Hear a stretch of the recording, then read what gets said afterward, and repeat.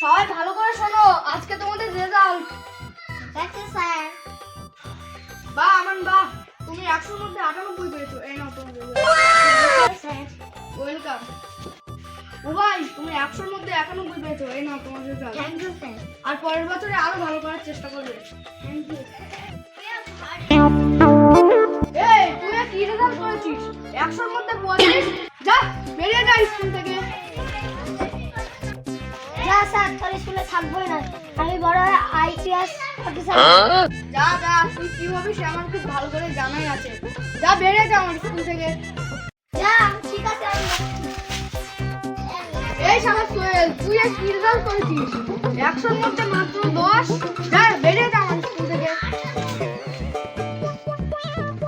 যা যা, তোর স্কুলে আর থাকবো না। বড় হয়ে পুলিশে তোর বিনা কারণে মারবো। যা যা যা, তুইও সে কি হবি আমার ভালো করে জানা আছে। যা।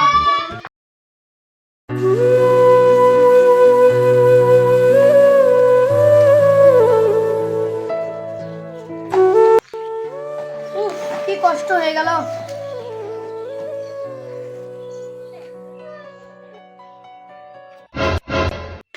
আরে সোহেল ভাই জি।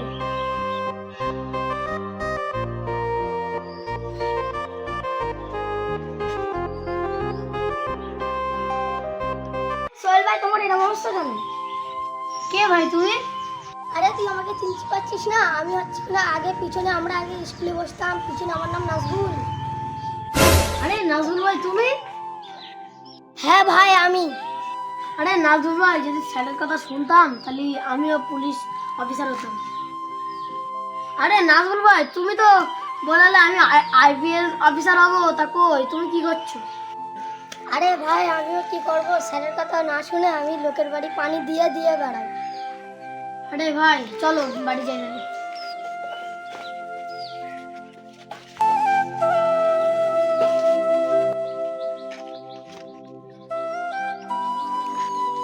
আরে ভাই আমার।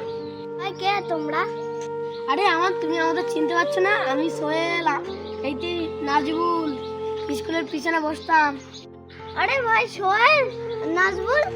হ্যাঁ ভাই আমরা। আরে সোহেল, তুমি তো পুলিশ অফিসার হবে, এখন তুমি এরম কেন? আরে ভাই, যদি স্যারের কথা শুনতাম তাহলে আর এসব হতো না। এখন এই যে লোকেদের বাড়ি পানি দিতে বেড়ায়, আর আমি এখন ফকরির মতন পটপট করে পুড়িয়ে বেড়াই। ও ঠিক আছে ভাই, আমার মিটিং এ দেরি হয়ে যাচ্ছে, আমি আসছি। আচ্ছা ঠিক আছে ভাই। ভাই।